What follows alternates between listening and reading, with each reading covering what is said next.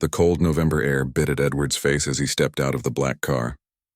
He waved off his driver with a simple, "I'll call you later," pulled his worn gray hoodie over his head and blended into the crowd entering Grand Central Station. No one gave him a second glance. Just another middle-aged man in jeans and sneakers. Nothing like the tailored suits that filled his closet back home. That was the point.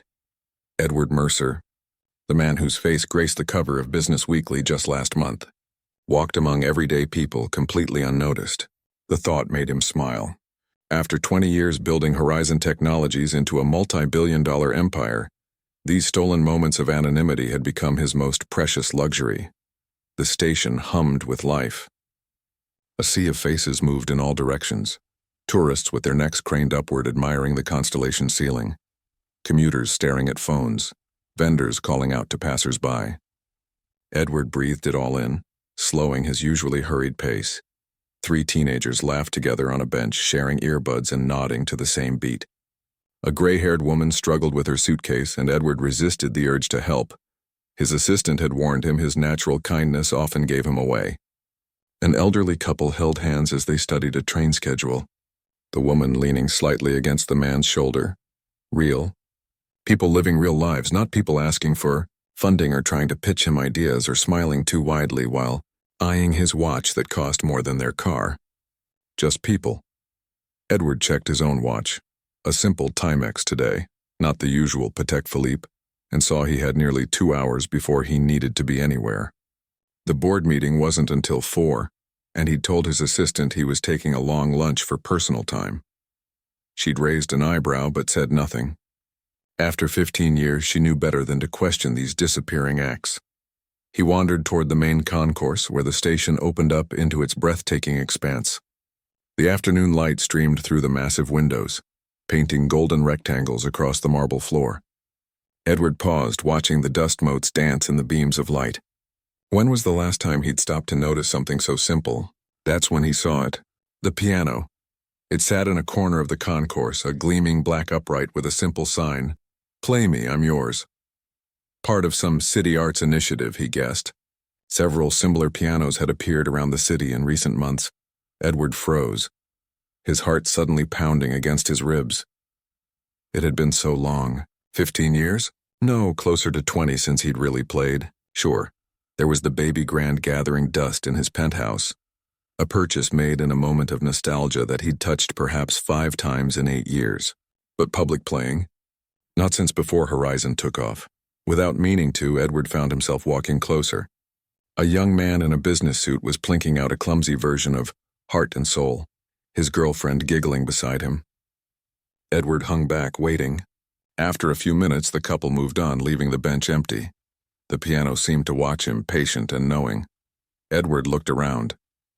No one was paying attention to him or the piano. He could simply sit down and... No. He had meetings to prepare for, emails to answer, a company to run. This was foolishness, yet his feet carried him forward until he stood directly in front of the bench. His fingers itched with a familiar longing, muscle memory from thousands of hours of practice stirring to life. The piano had been his first love. Long before coding, before business school, before venture capital and IPOs, there had been the piano in his mother's small apartment. An old, out-of-tune upright that she'd saved for years to buy. He could still picture her hands guiding his tiny 5-year-old fingers over the keys. "Like this, Eddie," she'd say, her voice soft with patience. "Feel the music, don't just play it." His mother had cleaned houses during the day and worked as a hospital cafeteria cashier at night, coming home with aching feet and raw hands. But she always found energy to sit with him at the piano, her face lighting up when he mastered a new piece.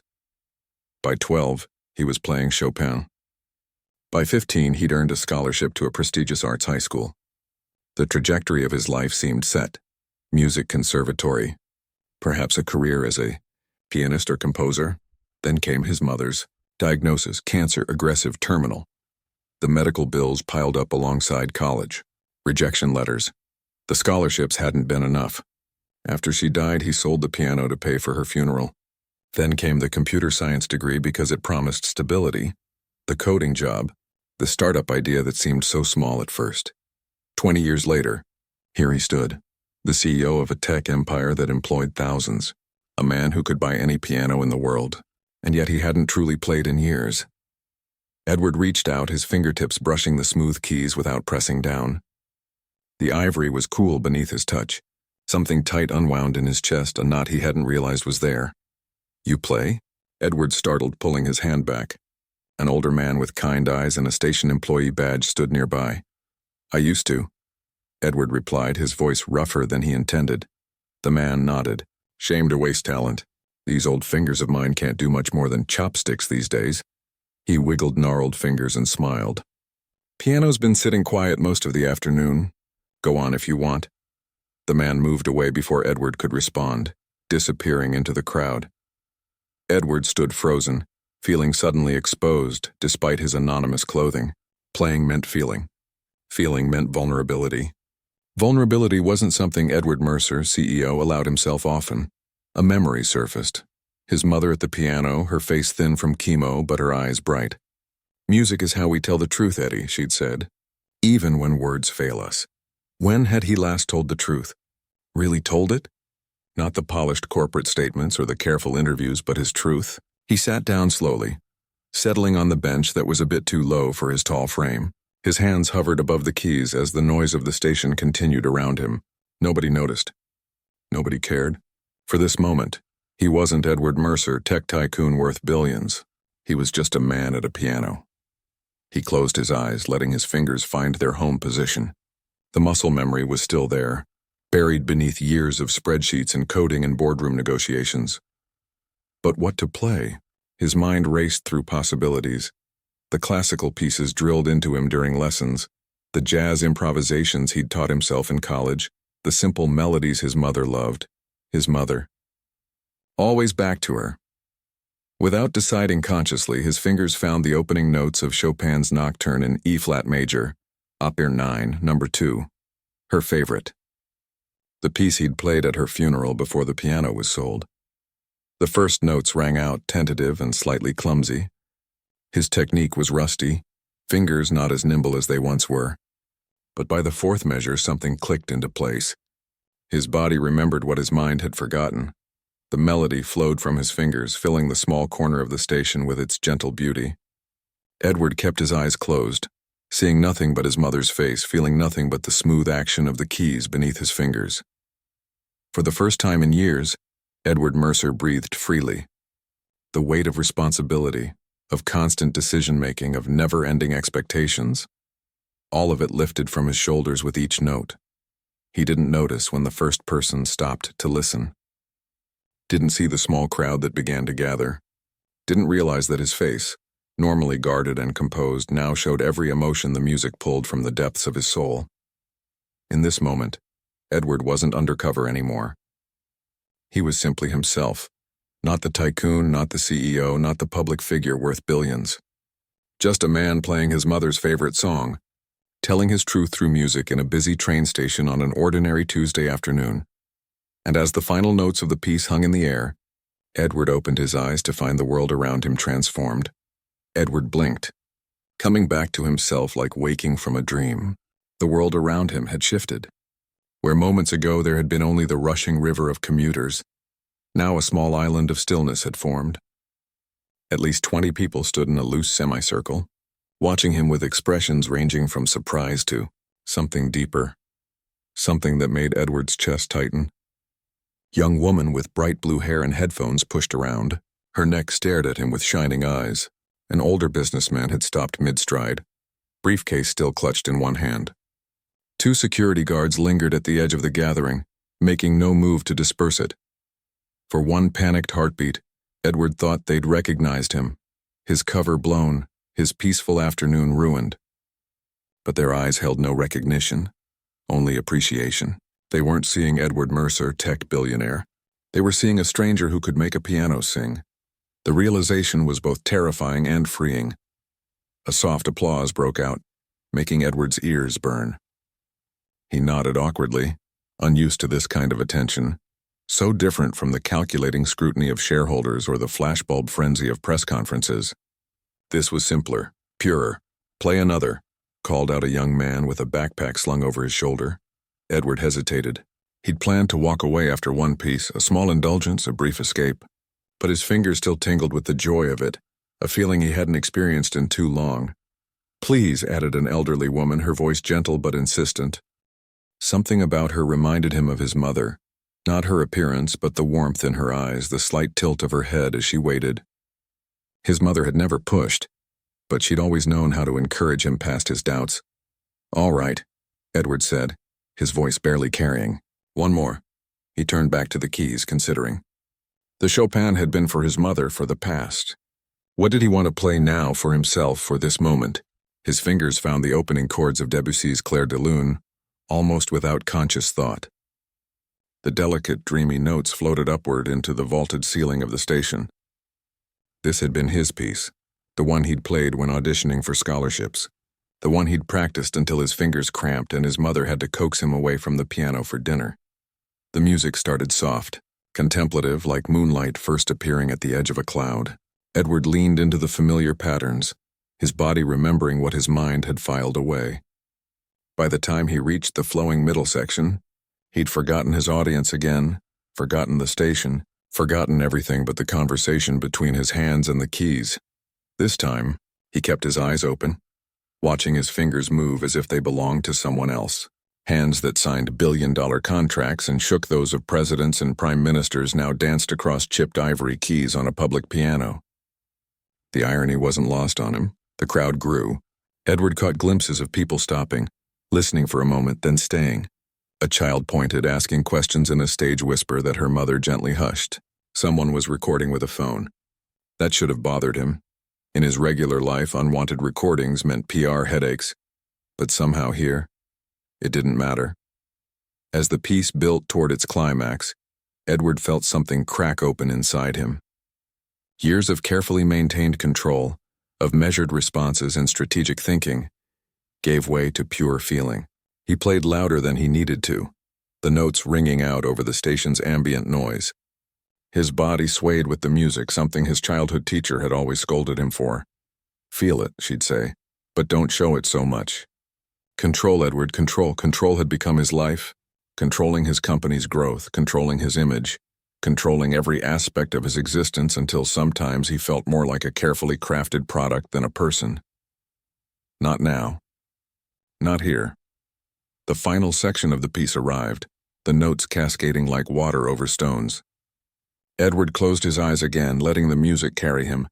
His fingers found each key unerringly, muscle memory intact despite the years of neglect. The piece ended with gentle, questioning chords that seemed to ask, "What now?" What now indeed? The applause was louder this time, accompanied by a few cheers. Edward nodded again, a small, awkward smile tugging at his lips. He should stand up, walk away, return to being Edward Mercer, CEO, the man with 3 meetings still to attend today and a quarterly report to review before tomorrow's board presentation. Instead, he remained seated. A dark-haired woman in scrubs, probably heading to or from a shift at nearby Bellevue, approached cautiously. "That was beautiful," she said. "My grandmother used to play that. I haven't heard it in years." "Thank you," Edward replied, the simple words feeling foreign in his mouth. In his regular life, compliments usually came with expectations attached. "Do you play here often?" she asked. Edward shook his head. "First time, actually, He trailed off, unsure how to explain. She seemed to understand anyway. "Well, I'm glad I was passing by." She smiled, then checked her watch and hurried off. The crowd shifted, some people leaving, others taking their places. Edward realized he'd created a small moment of community in this transient space. Strangers connecting through nothing more than an appreciation for music. When was the last time he'd given something so simple, so genuine? At Horizon, giving meant charity galas with oversized checks and photographer-ready handshakes. It meant carefully calculated donations that maximized tax benefits. It meant corporate social responsibility initiatives designed by marketing teams to boost the company image. This was different. This was giving something that couldn't be measured in dollars or good publicity. The thought struck him with unexpected force. He missed this. Missed connecting with people as just a person, not a position or a net worth. Missed creating something beautiful simply for the joy of it, not because it would increase shareholder value. Before he could reconsider, Edward's hands found the keys again. This time he played Einaudi's Nouveau Le Bianche, a piece he'd learned more recently during one of his few attempts to reconnect with music.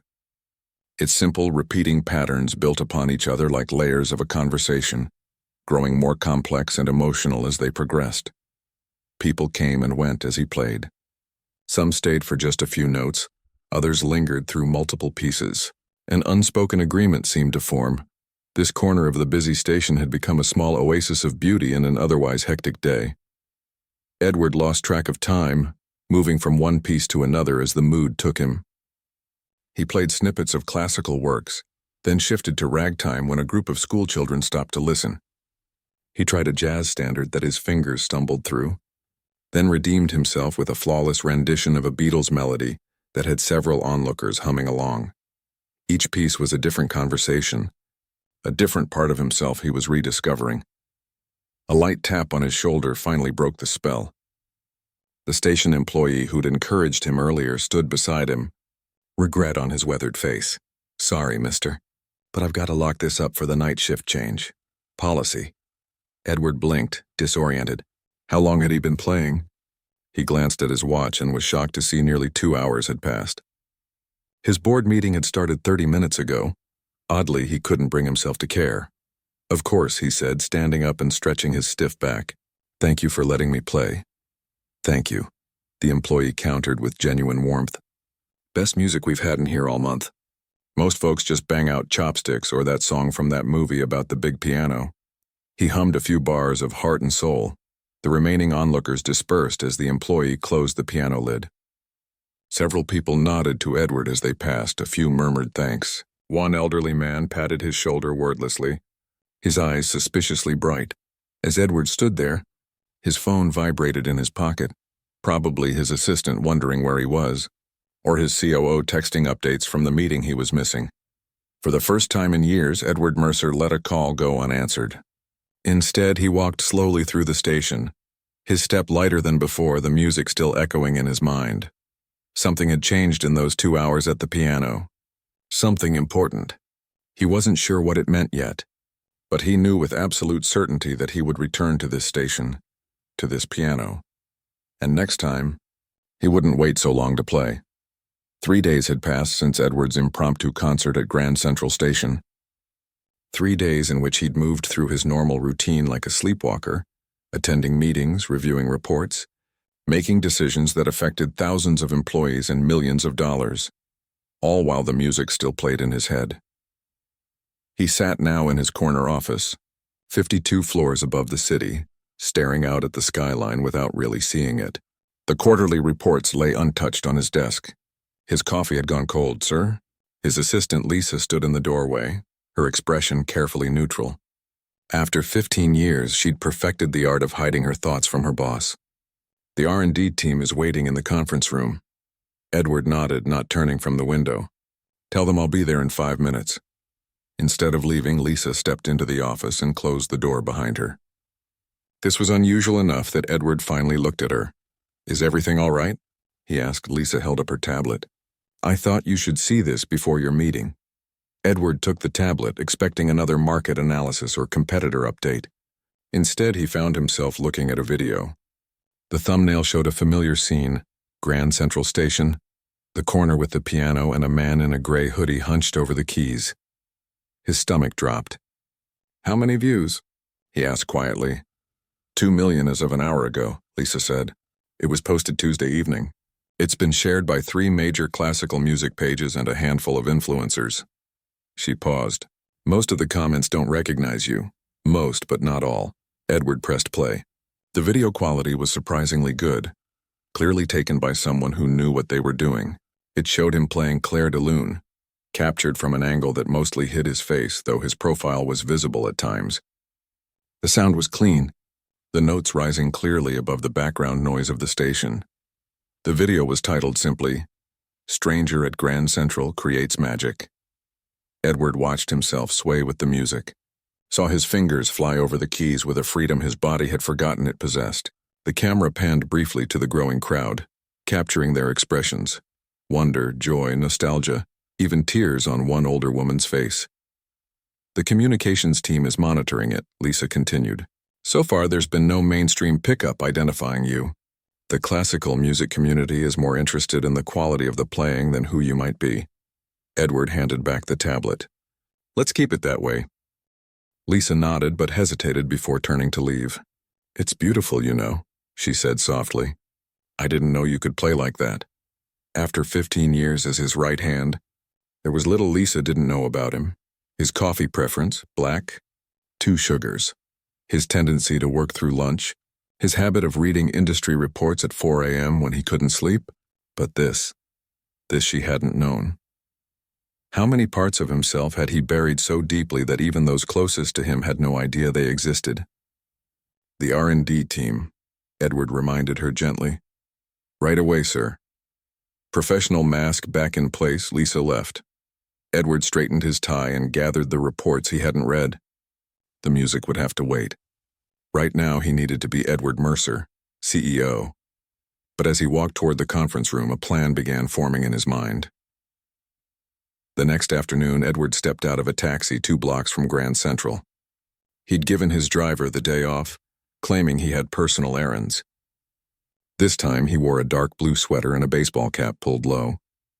The disguise wasn't elaborate, but in his experience, people saw what they expected to see. No one expected to see one of the country's wealthiest tech executives wandering alone through Midtown Manhattan. The station was busier than it had been on Tuesday, the pre-weekend crowd already building. Edward moved through the throngs of people, his heart beating faster as he approached the corner where the piano stood. It was there, lid open, unoccupied. Before he could change his mind, Edward sat down. A few people glanced his way, then continued walking. No recognition, no expectation. Just another person at a public piano. He began to play, starting with something simple.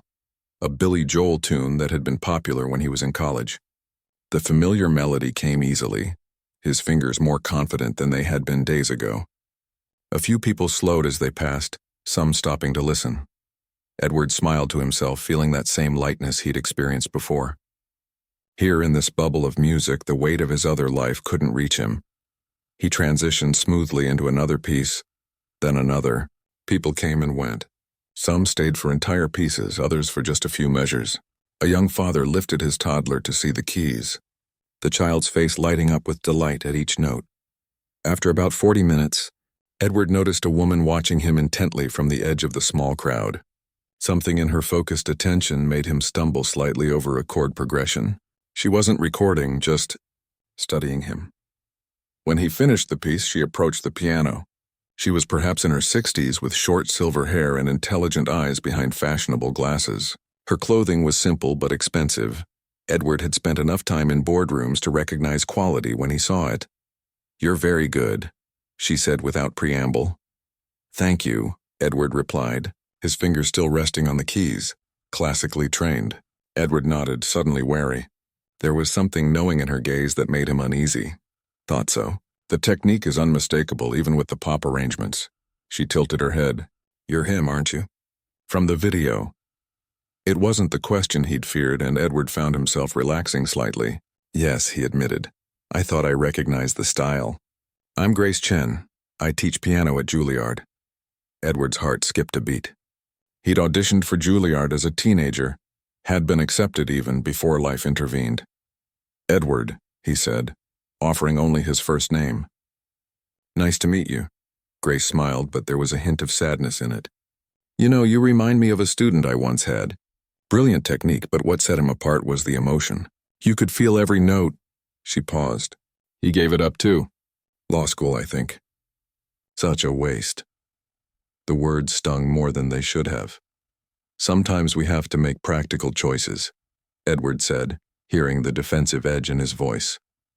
Grace shrugged. "Perhaps, but music isn't practical, is it? It's necessary. Like breathing." She gestured to the small crowd that had gathered. "Look at them. In one of the busiest places in the city, you've made them stop. Listen, feel. When was the last time a practical choice did that?" Before Edward could respond, a man in the station uniform approached. "Sorry, folks, piano's got to be closed for an event setup," he announced. The crowd dispersed slowly. Edward stood, suddenly reluctant to leave. Grace reached into her bag and pulled out a business card. "If you ever want to talk music or anything else, give me a call." Edward took the card automatically, slipping it into his pocket. "Thank you, but no pressure," Grace interrupted. "Just an open door." She walked away, leaving Edward standing beside the now-closed piano, feeling as though something important had just happened, though he couldn't quite name what it was. That evening, Edward sat alone in his penthouse apartment, a glass of whiskey untouched beside him. The business card lay on the coffee table, simple white cardstock with Grace's name and contact information. On the massive TV screen opposite his leather couch, the video of his playing at Grand Central was paused. He'd watched it 7 times now, trying to see what others saw, trying to reconcile the man in the hoodie with the man he knew himself to be. His phone buzzed with yet another email, but Edward ignored it. Instead, he walked slowly to the far corner of the living room, where his baby grand piano sat like a beautiful piece of furniture, rarely touched. He lifted the cover, revealing keys that gleamed with disuse. Sitting on the bench felt different here than it had at the station. More formal somehow, less free. Still, his fingers found the opening notes of Nouvelle Bianche, the piece he'd played at the station after Clair de Lune. The sound was richer on this expensive piano, the action of the keys smoother. But something was missing. The magic he'd felt in the station, surrounded by strangers, playing not for acclaim or recognition but simply for the joy of it, seemed absent in his perfectly acoustic-engineered living room. Edward stopped mid-phrase, letting the notes hang in the air. What was he doing? Playing piano like a teenager with a crush on a lost dream? He had responsibilities, a company to run, people who depended on him. Yet as he closed the piano lid and returned to his waiting emails, the melody continued to play in his mind, a persistent reminder of another life, another self, one that perhaps wasn't as buried as he'd thought. And as he worked late into the night, reviewing contracts and market projections, Edward found himself humming softly, his fingers tapping out chord progressions on the edge of his desk. Tomorrow was Friday. The piano would be there. Perhaps Edward Mercer would be too. 1 week had turned into 2, then 3. Edward's Friday visits to Grand Central became Wednesday afternoons as well, then Monday mornings before work. The station piano had become a refuge, a secret space where he could shed the weight of being Edward Mercer and simply be a man who loved music. Today was different, though. Today, Edward sat in his office, staring at the email on his screen with a knot in his stomach. "Thought you might find this interesting," read the subject line from Thomas Parker, one of Horizon's board members. The attached link led to a blog post titled, "The Mystery Pianist of Grand Central CEO in Disguise." The article itself was mostly speculation, comparing grainy screenshots from the viral video to press photos of Edward. The resemblance was clear enough to raise questions, but not definitive enough for an outright accusation. Still, phrases like sources close to Horizon Technologies and regular appearances at the station suggested someone had talked. Edward closed the email without responding. His phone buzzed almost immediately, Thomas calling for his reaction, no doubt. Edward ignored it. Instead, he pressed the intercom. "Lisa, cancel my afternoon meetings. Something's come up." 30 minutes later, Edward walked through the crowded station, no disguise this time. No hoodie, no worn jeans. Today he wore his CEO uniform. Tailored charcoal suit, blue tie, Italian leather shoes that cost more than most people's monthly rent. His security team had protested when he dismissed them, but Edward had been firm. Some things a man needed to do alone. The piano sat in its usual spot, currently occupied by a teenage girl playing a halting rendition of Für Elise. Edward stood at a distance, watching as commuters streamed past, barely glancing at the girl or the music. How many moments of beauty did they miss in their hurry? How many had he missed before all this began? When the girl finished and stood up, Edward approached. She looked startled to see a man in a business suit take her place, but moved aside with a curious backward glance. Edward sat down, adjusted his cuffs, and placed his hands on the keys. For a moment he hesitated. Playing in his comfortable disguise had been one thing, an anonymous man sharing music with strangers. This felt different, exposed, but hadn't he been exposed already? If Thomas had seen the article, others would too. The choice was no longer whether to reveal himself, but how. Edward began to play. Not Chopin or Debussy this time, but Bach's Prelude in C major. Precise, mathematical, perfect in its structure. He played it exactly as written, his technique flawless but contained. No emotion, no swaying, no closed eyes. Just notes executed with clinical perfection. A few people slowed their pace, some stopping to listen. Edward was aware of phones being raised, photos taken. Let them. He had nothing to hide anymore. When he finished the Bach, he transitioned seamlessly into Beethoven's Moonlight Sonata, his touch still measured, controlled. He could play this way for hours, technically impressive but emotionally guarded. Safe. But safe wasn't why he'd come here day after day. Safe wasn't what had drawn crowds of strangers to listen. Safe wasn't what had made him feel alive for the first time in years. Without planning to, Edward changed course mid-piece, his fingers finding their way to Nouveau Bianc, the piece he'd played on his second visit, the one that had felt like a confession. As the simpler, more evocative melody took shape, he felt the familiar loosening in his chest, the walls coming down. His body began to sway slightly with the music. His eyes drifted closed. The suit, the title, the responsibilities all fell away.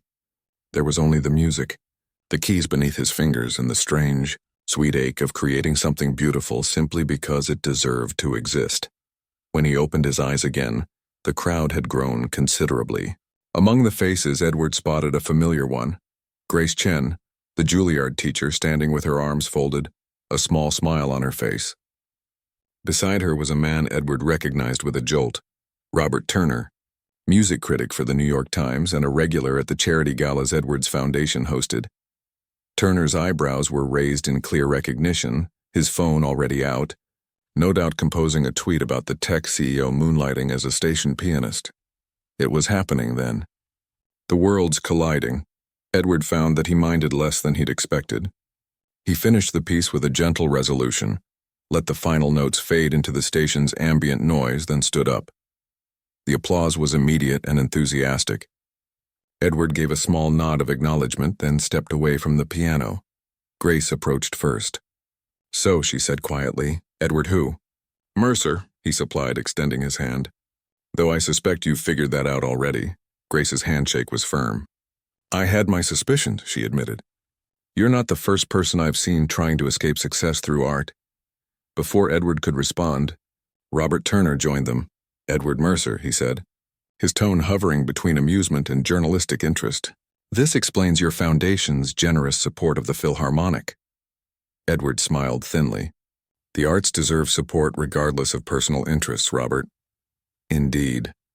Turner glanced at his phone. "Mind if I ask a few questions? This is quite the human interest story. Tech billionaire secretly performing in train stations." "Actually, I do mind," Edward said firmly. "I'm not here for a story." Turner looked like he might press the issue, but Grace interrupted smoothly. "Robert, would you excuse us? Mr. Mercer and I were discussing a private matter." Something in her tone made Turner back off with a nod. "Of course. I'll call your office, Edward." As Turner walked away, Edward turned to Grace with genuine gratitude. "Thank you," she waved it off. "He's an old colleague. Owes me a favor." She studied Edward's face. "So the billionaire CEO is also the man who plays Debussy with his eyes closed." "Interesting combination." Edward glanced at the piano where another person had already taken a seat. "They don't seem to fit together very well, do they?" "That depends," Grace replied, "on whether you're trying to keep them separate or find a way to integrate them." The question hit closer to home than Grace could have known. For weeks now, Edward had been living a divided life. The disciplined, strategic CEO by day, the expressive, anonymous pianist in his stolen hours. But now that the secret was unraveling, what came next? "I should go," he said, suddenly aware of how many people were watching them, how many phones might be recording. "My office will be trying to reach me." Grace nodded but reached out to touch his sleeve as he turned to leave. "That card I gave you, the offer still stands. Sometimes it helps to talk to someone who understands both worlds." Edward found himself nodding. "I'll think about it." As he made his way through the station, he felt oddly light despite the circumstances. The secret was out, or would be soon enough. And yet the sky hadn't fallen. He was still Edward Mercer, still CEO of Horizon Technologies, still responsible for thousands of employees and millions in shareholder value. But he was also, he now understood, still the boy who had once played Chopin with his eyes closed, still the young man who dreamed of concert halls before life took a different turn. Perhaps there was a way to be both. By the time Edward reached his office, his phone had exploded with notifications. Lisa met him at the elevator, tablet in hand, looking more frazzled than he'd seen her in years. "The PR team is waiting in the conference room," she said without preamble. "The Times has called twice. Your mother's Chopin piece is trending on 3 different platforms, and the board wants an emergency meeting." Edward nodded, taking it all in. "And what do they want me to do? Apologize for playing piano in public?" Lisa's professional mask slipped for a moment, revealing a hint of a smile. "I think they're more concerned about how it affects the company image. There's already speculation about your mental health, your commitment to the company." She hesitated. "Some are saying it's a midlife crisis." Edward actually laughed at that. "Maybe it is," he admitted. "But it's the healthiest crisis I've ever had." Lisa studied him with curiosity. "You're taking this remarkably well." Edward considered this as they walked toward the conference room. Was he taking it well? The careful barriers between his private self and public persona were crumbling. The control he'd maintained for decades was slipping. By any reasonable metric, this was a PR problem at best, a leadership crisis at worst, and yet, "Lisa," he said as they reached the conference room door, "I think I've spent too many years worrying about how things look rather than how they feel." He straightened his tie, a habit before facing the board. "Let's see if we can change that." As he opened the door to face the assembled crisis team, Edward felt the music still playing somewhere inside him. Not a distraction from his real life, but perhaps the most real part of it all. The piano CEO.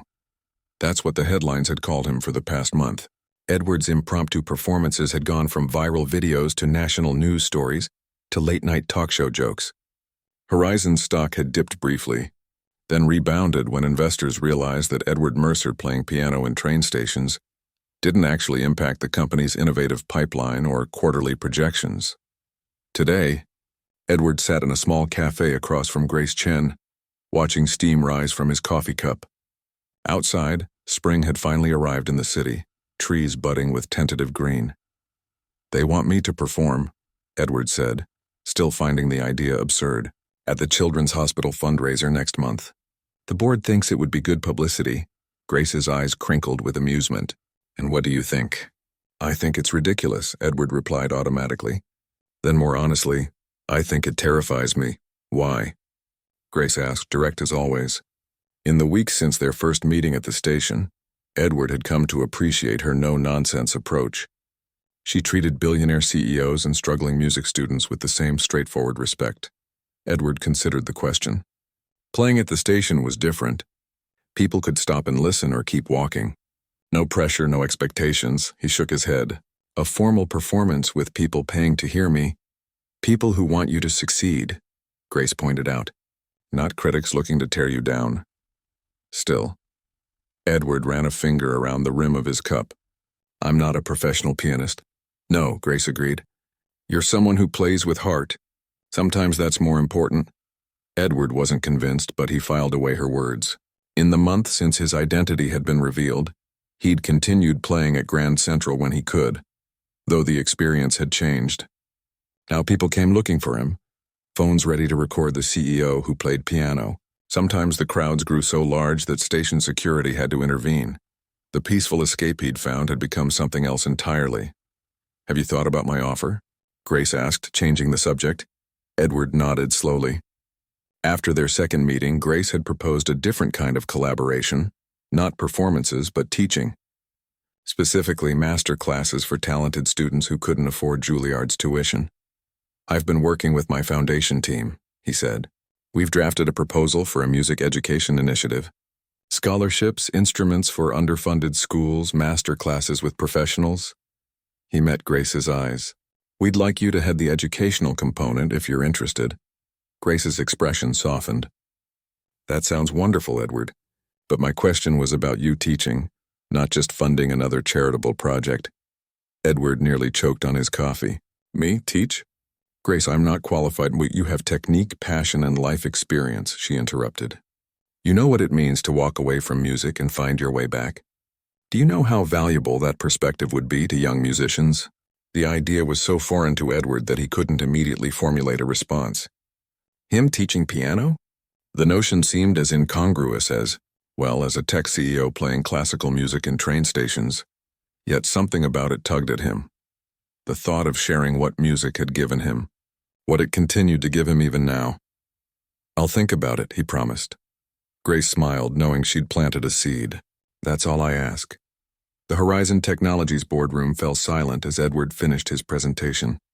12 faces stared back at him with expressions ranging from confusion to curiosity to outright skepticism. Thomas Parker was the first to speak. "Let me make sure I understand," he said slowly. "You want to redirect 20% of our foundation's annual budget to music education programs. You want to establish a scholarship fund for young musicians, and you want to convert the empty space on the third floor to music practice rooms for employees." "Yes," Edward confirmed, standing firm at the head of the table. "That's exactly what I'm proposing. Because of your new hobby?" The question came from Diane Wu, one of the board's more conservative members. Edward smiled, refusing to be baited. "Because I believe it will benefit our company culture, our community standing, and our employees' well-being. And the PR angle doesn't hurt," added Christopher Jones, head of marketing, who had been surprisingly supportive of Edward's musical emergence. The piano CEO narrative has humanized both Edward and Horizon in ways our previous campaigns never managed. A few board members nodded at this practical consideration, but others remained skeptical. "I'm not opposed to the foundation initiatives," said Diane, "but practice rooms, music classes for employees? Edward, we're a tech company, not a conservatory." "Actually," interrupted Lisa from her seat near the door where she'd been taking notes, "I've been collecting data on similar programs at other Fortune 500 companies." All eyes turned to her. Google, Microsoft, and several others have found that supporting creative pursuits among employees increases productivity, reduces burnout, and improves retention. The ROI is actually quite impressive. Edward shot her a grateful look. Lisa had been his strongest ally through all of this, researching examples and precedents, preparing counter-arguments for every objection she anticipated from the board. Thomas leaned forward. "And you'll continue as CEO? This isn't some preamble to stepping down?" The question hung in the air. Edward knew some board members had wondered if his musical renaissance signaled a loss of interest in Horizon, perhaps even a mental break of some kind. "I'm fully committed to Horizon," Edward assured them. "But I've learned something important these past few months." He paused, gathering thoughts that still felt new and fragile. "I built this company to change how people connect with technology, to make tools that enhance lives rather than complicate them." Edward moved away from the presentation slides, speaking more directly. "Somewhere along the way I stopped connecting with my own life. I became the job, nothing more. The music reminded me that we're all more than our professional achievements." He gestured to the mock-ups on the screen showing the proposed practice spaces. "I want Horizon to be a place where brilliant people can bring their whole selves to work. Not just their coding skills or marketing expertise, but their creativity, their passion, their humanity. Because that's where true innovation comes from." The room remained quiet as his words sank in. Edward could see the calculations happening behind each board member's eyes, weighing potential benefits against costs, traditional corporate culture against something more experimental. Finally, Thomas spoke again. "I move to approve the foundation initiatives immediately, and to run a 6-month pilot of the employee music program, with metrics for evaluating success." It wasn't everything Edward had hoped for, but it was a start. The motion carried with only 2 dissenting votes. As the board members filed out after the meeting, Thomas lingered. "You know," he said once they were alone, "I played drums in college. Nothing serious, just a garage band with friends." He smiled almost shyly. "Haven't touched a set in 20 years. Edward recognized the confession for what it was, not just an anecdote, but a glimpse of another self, one that Thomas had set aside just as Edward once had. "The third floor will have soundproofed rooms," Edward offered. "Perfect for drums," Thomas laughed. "I might take you up on that." He headed for the door, then paused. "For what it's worth, Edward, I think you're onto something here. We've all been working so hard to succeed that we've forgotten why success matters in the first place." After Thomas left, Edward stood alone in the boardroom, looking out at the city skyline. Somewhere below, Grand Central Station hummed with life, its piano waiting for the next person brave enough to sit down and play. 1 month later, Edward stood on a small stage in the Children's Hospital auditorium, bow tie slightly crooked, fingers tingling with nerves. The room was packed with donors, patients and their families, hospital staff, and a dozen reporters. In the front row sat Grace, along with Lisa and several Horizon board members, including Thomas, who had indeed taken up drums again in one of the new practice rooms. The glossy black grand piano waited center stage, intimidating in its perfection. No chipped keys, no worn pedals, no charm of a well-used public instrument. This was a serious piano for a serious performance. Edward tugged at his collar, feeling a trickle of sweat down his back. What had he been thinking, agreeing to this? Then his eyes caught sight of a young girl in a wheelchair near the front, her head wrapped in a colorful scarf, her eyes bright with anticipation. Beside her, a teenage boy with an IV stand tapped rhythm on his leg, clearly a musician himself. Edward remembered why he'd said yes. Not for publicity or for Horizon or even for himself, but for the simple truth he'd rediscovered at that station piano. Music connects us in ways nothing else can. He sat down at the piano, adjusted the bench, and placed his hands on the keys. The room quieted. "I'm not a professional pianist," he began, his voice carrying through the microphone positioned nearby. "Just someone who lost music once and was lucky enough to find it again." His fingers found the opening notes of his mother's favorite Chopin nocturne, the piece that had started everything that day in Grand Central. As he played, Edward closed his eyes, swayed with the melody, and remembered the simple joy of creating something beautiful simply because it deserved to exist. And in that moment, in that music, he was finally completely himself. Not just the CEO or just the pianist, but Edward Mercer, a man rediscovering how to live with his whole heart.